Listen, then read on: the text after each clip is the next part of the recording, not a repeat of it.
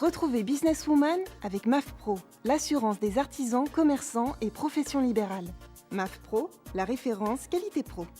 Efficace et pas cher. C'est la MAF que je préfère. C'est la MAF.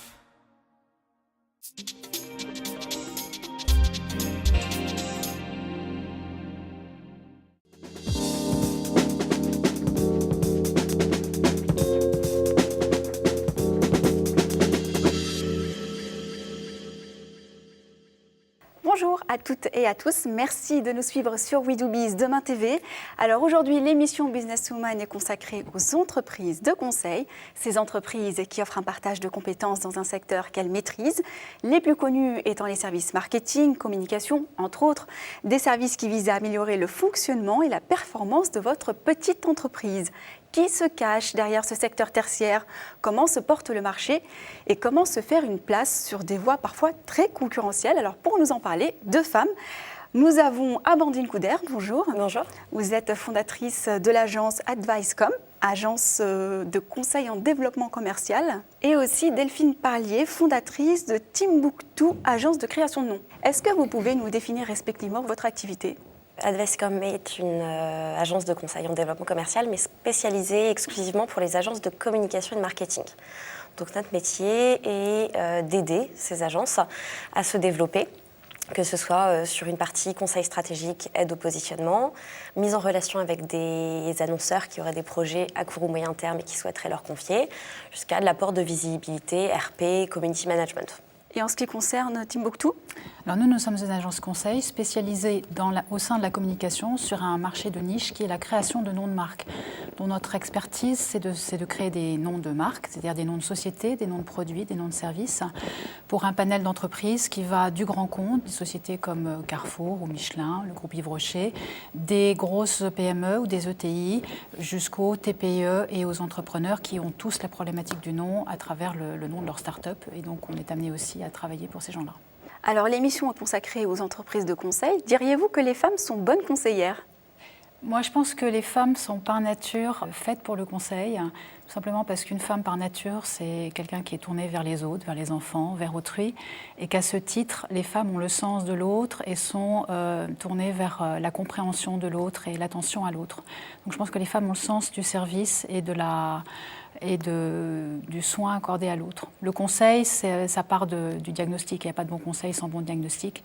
Et le diagnostic, c'est comprendre l'autre, l'interroger, comprendre ses besoins.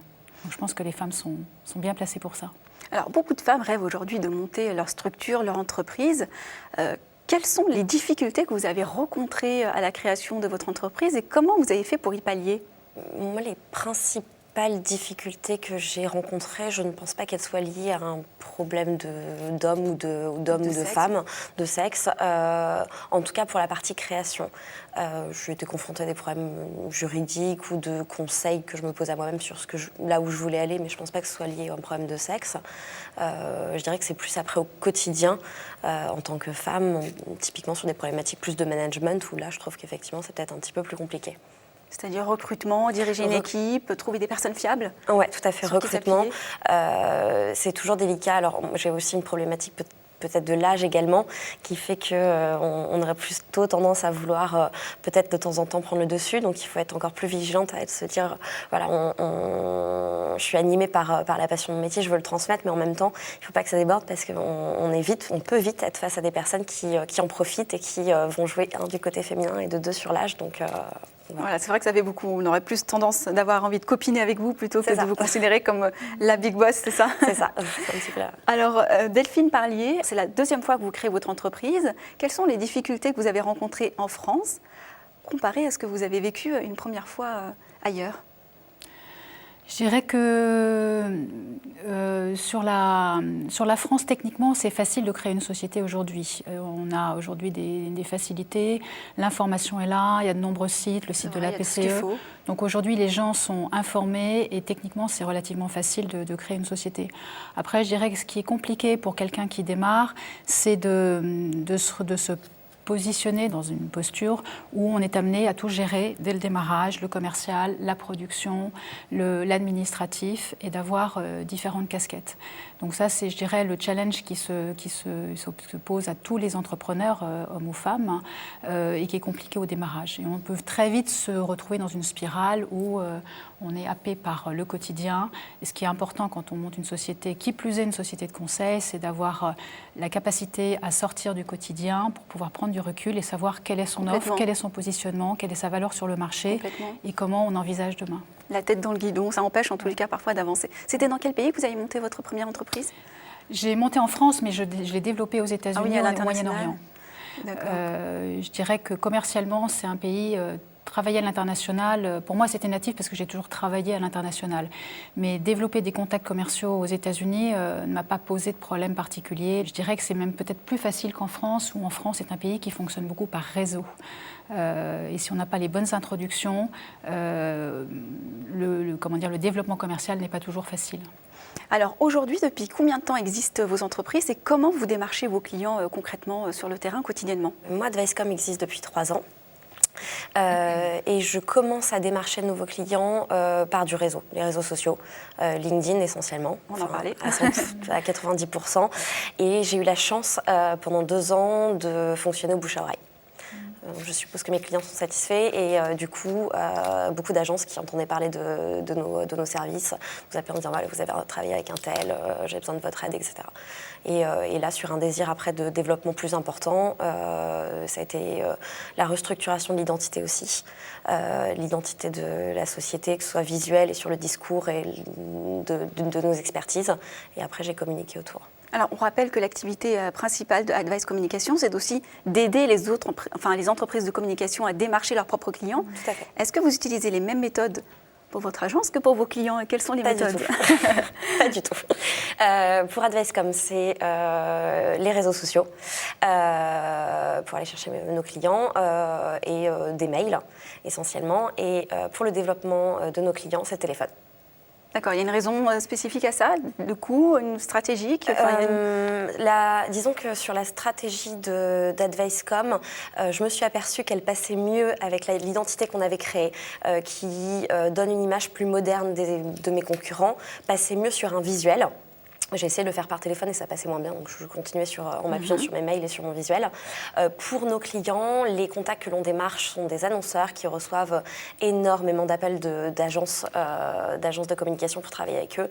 Et le meilleur moyen d'y arriver avec des moyens à court terme, c'est de les avoir au téléphone et d'être dynamique, d'être souriant, d'être poli et qu'ils aient envie directement de se dire « ouais, ok, cette agence-là, j'ai envie d'aller plus loin et j'ai envie de la rencontrer ». Et c'est plus rapide par téléphone. Et alors pour Timbuktu, pareil, comment vous faites pour démarcher vos clients et quelles sont leurs attentes au jour d'aujourd'hui ? Alors pour démarcher les clients, on commence toujours par le réseau personnel ou professionnel. Et moi, je fais partie de réseaux professionnels comme Parrainer la croissance, comme Paris Pionnière, comme un réseau de Dauphine, qui sont un moyen de rencontrer des gens. C'est pas du contact, c'est pas du commercial à court terme, mais à long terme, ça permet de tisser les liens et d'avoir des recommandations. Internet est aussi un très bon vecteur, les réseaux sociaux, mais aussi le référencement. On a fait un gros travail de référencement naturel. Et on a vu avec surprise que ça a vraiment changé les choses. Régulièrement, l'audience du site a augmenté et on a des appels entrants et des appels de qualité qui se transforment en clients. Donc Internet est un vecteur de développement commercial. Et puis je dirais la troisième voie, qui est une voie aussi facile à mettre en œuvre, c'est de tisser des partenariats avec des agences qui ont des métiers connexes ou complémentaires. En l'occurrence, moi je travaille avec des agences de branding ou de design. Une fois que le nom est fait, on passe à l'étape de l'identité visuelle. Et donc il y a des ponts et des liens évidents avec ces agences-là. Aujourd'hui, qui sont vos concurrents et diriez-vous que le secteur du conseil de manière générale est concurrentiel ? Oui, clairement. Moi, je pense que le conseil est très concurrentiel parce qu'on est dans une période qui est complexe, où l'économie est quand même sous contrainte de délai, contrainte de budget. Il n'y a pas de secteur économique qui ne soit pas touché. Et le conseil, en général, perçu comme cher. Il ne l'est pas forcément, tout dépend de ce qu'on met derrière, mais il est souvent perçu comme cher. Et dans une époque où on a des offres qui arrivent sur Internet, qui sont des offres à bas coût, pour ne pas dire low cost, de nombreuses entreprises ont tendance tendance à passer par Internet, y compris dans la communication, pour faire un logo, un nom, une campagne média. Voilà. Des raisons de coût. Des raisons de coût, des raisons de délai. Donc le conseil est un secteur qui est effectivement bagarré. Et dans notre secteur à nous, qui est celui de la création de noms, on a des concurrents qui sont des agences de naming, bien évidemment, des agences de com au sens large qui peuvent être amenées à faire du nom, mais on a cette particularité, et là je ne sais pas s'il y a beaucoup de secteurs comme le nôtre, où notre principal concurrent, c'est finalement l'interne, quand les entreprises, pour des raisons de coût ou de mode de fonctionnement, vont décider de faire le nom elles-mêmes sans faire appel à un prestataire externe. Aujourd'hui, comment s'est opérée votre croissance et à partir de combien de temps vous avez commencé à être rentable pour les femmes qui éventuellement auraient envie de se lancer dans le conseil? Combien de temps il vous a fallu? Advicecom a une problématique qui fait que on est obligé de se tourner, de créer de nouvelles expertises qu'on est capable de gérer pour être rentable. Parce que le métier de conseil en développement commercial est vraiment lié à une problématique d'humain derrière, donc comme de tout métier dans le conseil. Mais nos clients nous demandent des résultats très concrets de nombre de rencontres qu'on ait pu avoir pour eux, qui nous permet du coup de ne pas avoir une rentabilité qui puisse énormément évoluer si derrière on n'a pas les personnes qui sont capables de le gérer. Donc le meilleur moyen pour évoluer et être plus rentable est pour moi de créer des offres additionnelles. Et du coup, c'est un projet que j'ai lancé récemment. Donc on n'est pas encore rentable sur ce point-là. Et en ce qui concerne Timbuktu ? Je dirais que dans le conseil, l'avantage du conseil, c'est comme on vend du temps homme. On peut commencer dans le conseil tout petit, on est seul, donc on vend son temps. Et puis ensuite, on a très peu de coûts extérieurs. Et donc après, on peut croître en fonction de l'activité commerciale. Donc ça, c'est l'intérêt du conseil par rapport à d'autres activités où on peut se retrouver, si on veut lancer une marque de mode ou de chaussures ou autre chose, on se retrouve avec des frais de production qui sont très élevés. Donc l'intérêt du conseil, c'est ça. Donc nous, là, on se développe, là on est 3 à temps plein, on est 2 à temps partiel, donc on est une petite équipe, mais et j'espère que l'année prochaine on sera 2 ou 3 de plus. On imagine bien quand on vous entend que c'est pas toujours facile d'être entrepreneur et de créer sa boîte. On sait que quand on devient entrepreneur, c'est qu'on sent qu'on a la fibre entrepreneuriale. À partir de quand vous aviez su que vous aviez cette fibre, quels en étaient les symptômes, j'ai envie de dire? Moi, je suis pas sûre de la. Enfin, c'était quelque chose que j'ai toujours rêvé de faire et je me suis dit plus tard, je vais avoir une structure que je gère moi-même. Après, la question, je me la suis pas posée comme ça. C'était une opportunité que j'ai saisie sans me poser de questions. La seule chose que je sais aujourd'hui, c'est que je ne pourrais pas faire machine arrière. Donc, en tout cas, je sais que je l'ai parce que l'étant depuis maintenant 3 ans, je pourrais pas changer de statut. Vous avez anticipé ma prochaine question, si c'était à refaire. Donc j'ai la réponse. Cette fibre entrepreneuriale, vous l'avez ressentie comment? À quel moment? Moi, je l'ai eu très, très jeune. J'ai eu mes premières... donc je travaillais dans des grandes agences de communication et j'ai eu mes premières idées d'innovation technologique et de société à 25 ans, à une époque où la technologie n'existait pas et ne me permettait pas de me lancer. Donc je me suis lancée après une première expérience professionnelle en tant que salariée.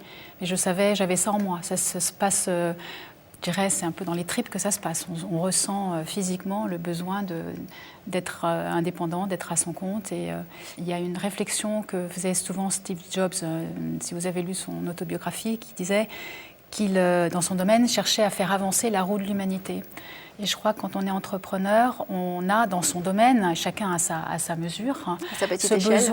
À sa petite échelle, ce besoin d'apporter quelque chose au reste du monde, ou en tout cas à ses clients, et de faire avancer la roue de l'humanité. En l'occurrence, moi, c'est dans le naming, parce que j'ai une façon de travailler et une offre qui est innovante, avec des propositions de produits et de services qui sont innovantes. Donc on a cette envie d'apporter sa petite révolution, comme d'autres ont pu le faire à l'échelle planétaire. Voilà. Ces quelques mots de sagesse seront les mots de la fin. Merci d'avoir répondu à toutes nos questions. Merci à vous de nous avoir suivis. Les sites internet de nos invités s'affichent en bas de l'écran. Vous retrouvez l'émission évidemment sur We Do Biz, sur Demain, mais également sur le site ellesentreprenent.fr et sur le site de la PCE. À très vite sur Demain.